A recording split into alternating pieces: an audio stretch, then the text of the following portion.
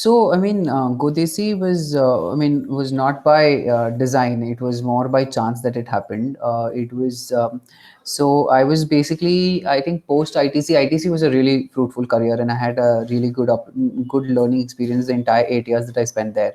I learned, I mean, whatever I learned on sales and marketing was through my stints there, and leadership and people management and everything was through ITC. And then post which, at some point of time, I felt that I was getting to a stagnation in terms of the learning and the learning curve, and I felt that I need to explore more options. um, so I think that's how I moved to Madrat Games, and then things didn't really go as per plan in Madrat Games, and then I took a break.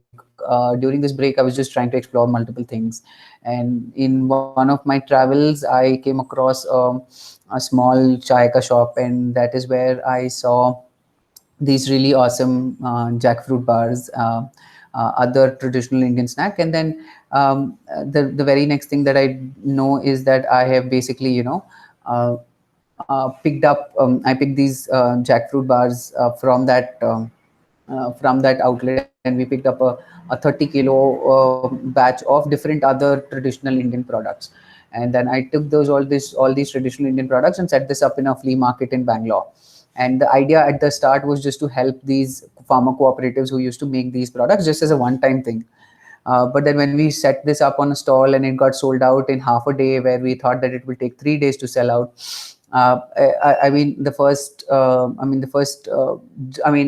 you could say that to be a cliched or a corny term, it was a germination of the idea at that point of time, and I basically thought that there is a opportunity for traditional regional products which are from local and rural areas, which could be sourced and branded and packaged at the farm gate itself, and then marketed in urban areas. And that's how it started, and then it started growing from there. We started going into retail, and since my background in FMCG kind of very well correlated with what this entire idea was, so I thought let's give it a shot. And one day became a week became 3 months, 3 months became 6 months, and now it's like it's now something which has become much bigger than what I had ever envisaged it to become. But it's been a really awesome journey till now.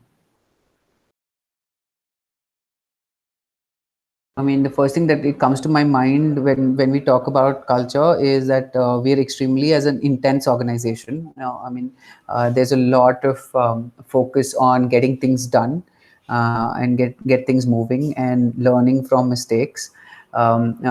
We do give a lot of independence to every single person who comes on board, and with that independence, obviously, a lot of responsibility comes in, and those responsibilities are taken very seriously. So in that sense, we are an intense work culture. That does not mean that we work 12 or 16 hours a day, but it means that the number of hours that we put in, whether it is from 10 to 6 or 10 to 5 or whatever, is extremely intense. I mean, everybody's engrossed in the work, and you won't find anybody chit chatting. Or I'm not. It's not that everybody that's a bad thing, but it is just the way we have evolved. Everybody is really focused onto their work and trying to get things done. We are very independent, get things done, learn, a very learning culture. So we try, and a lot of our senior members are people who joined the organization very early and had no experience in those particular field, and now basically head the entire system and process. So we have a very learning focused culture also. So, and also I think culture is evolving as we as an organization grow. But yeah, so that's what I think, two or three key values that we have. I think the one of the best ways to hire people is to either join us as an intern. People who join us as an intern and execute things, and then we like them and they like us, and then they in turn become full-time employees. Or we have some people who work with us on projects, and we really like their work, and then we get them to come on board full time. So these are two or three the best ways that we would. The best typical way of trying to find the right talent, or right people to work with the organization. We are still perfecting our I mean, you can call it art or science of getting trying to choose the right people. I think it is still work in progress. So I don't see a very set process, but the process is, I mean, we go through multiple stages of rounds of interview. Typically, we try and hire people that we already know, that people we feel that we will be able to, we'll be comfortable working with, comfortable spending time with. And who believe in the values and the vision of the organization, and it's not just another job. Though these are very difficult to judge and difficult to find out in just an interview. So therefore, our best way to hire somebody would be to get somebody on a project and then figure out what worked for us is to the fast pace of execution. I mean, if you talk about a general theme, we executed a lot of things, a lot of time at a very fast pace, and 80% of them didn't work out, but the ones which worked out did stick, and that they got a scale. I don't think so we have like a perfect set formula as to what things work, but what are the best things that worked is that, you know, you keep on executing, you keep on churning out new ideas, whether it is from the product front, whether it is in operations, whether it is in manufacturing. We tried and tested a lot of things, and our basic funda was to make any decision as fast as possible which does not kill the company. So I mean, if the downside is not a very high downside, um, we try and make that decision asap, like immediately. So I think that is one of the most the key learnings that we had in terms of trying to execute, in terms of what went right, so yeah. I don't know if that answers your questions, or you were looking for specific things with respect to the industry. I'm not sure. What did not work for us? Yeah. What did not work for us? Quite a few things did not work for us. A lot of our early sales hires did not work for us. So I think those were things, and I think, whenever we hired in a hurry, never worked for us. So I think those are things that you should never do. I mean, you should always take your time and keep on at it, and because the time that you take to if you get a wrong person on board, then the amount of time that goes in trying to identify that the person is right or wrong is much more than what you would have actually taken in hiring the right person. So I think that was one thing. What didn't work for us is, um, Um, I think earlier on, in terms of distribution, we intended to distribute directly to retail outlets, like have our own distribution directly to retail outlets. We later on figured that requires a different skill set and a mindset. So I think that was something that didn't work for us. Trying to get into categories where we did not have strength, or where we did not have any learnings or experience, that those did not. I mean, you know, we tried to do Me Too products like Amla, or tried to do some Me Too powders, etc. So those things did not work for us. When we stuck to what our strengths are, which is candies and lollipops and basically desi confectionery, those things always worked for us. So yeah, I think these are some of the things which. So, I mean, again, it was an evolution, right? This is not something that we basically. So these products, as I mentioned, you know, these products were already existing in rural areas, right? But they were packaged in a very tacky form, which might not be really amenable to be placed in a modern trade outlet, or to be placed next to a Cadbury's or a Perfetti kind of a product. Exactly. So I thought was that, how do you make it? How do you evolve this product to be able to stand against any 5 rupee confectionery product which is, say, sold by Western MNCs? So based on that thought, we basically just evolved from what it was. It's not that we did a lot of tinkering, and I think that is one of the reasons that why it succeeded. And I think that is one of the things that we learned, that sometimes things which already work, you don't really need to tinker them a lot. To All we did was just basically standardize them. So things were already working. There was no point to try and tinker with it. The product was already available in this format, but it was not really in a good packaging, and branding was not good.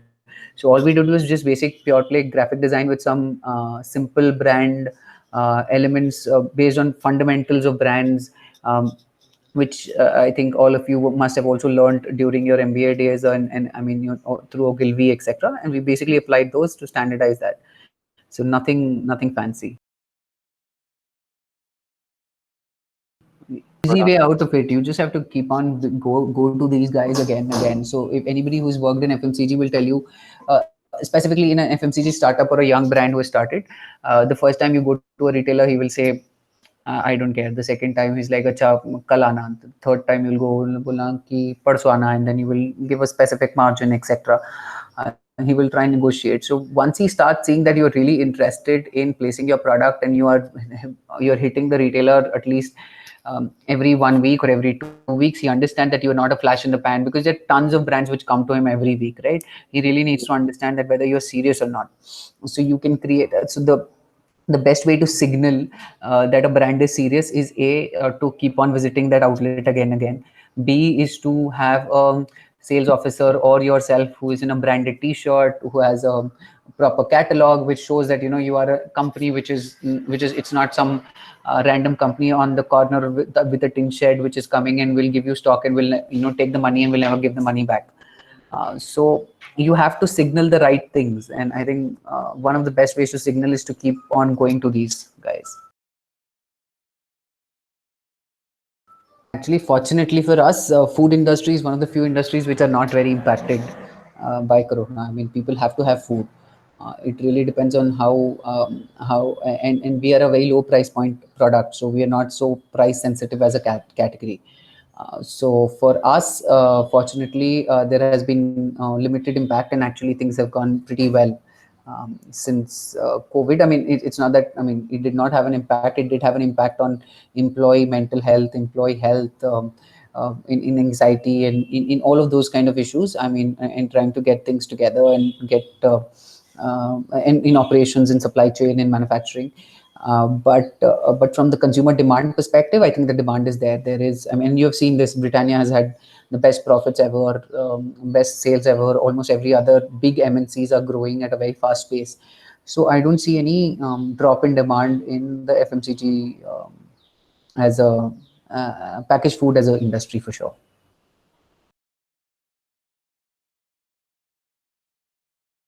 I think, I mean, not more than advice. Advices, I think, read a lot about, read or maybe study decision making. I think one of the most key elements of an entrepreneurship is decision making, and no B schools really have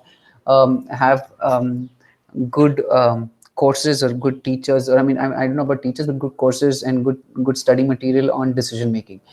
They typically, I'm not talking about operation research decision making, but like pure play decision making.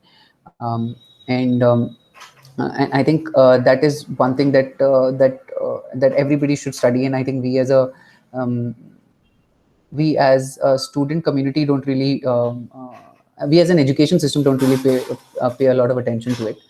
I think the second part is, if you're really interested in getting an entrepreneurship, and get a job in a startup. You would understand and learn a lot, much more than in a larger organization. And I mean, it will also tell you the ups and downs of a startup. Also, it will tell you whether it is for you or not for you. uh, and uh, uh, and I think, and also, if you do have an insight or a problem that you really want to solve, it is always better to have some experience in that industry. And that experience does not usually come only from working in that industry. It could come through an internship. It could come through a 6-month deep dive and staying with the customer that you are, in whatever form that you would wish to.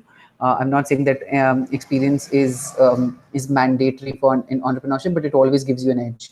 I mean, so because you've seen those circumstances, you understand the customer much more. So I think these three things would be something that you guys would like to look at if you really want to look at entrepreneurship.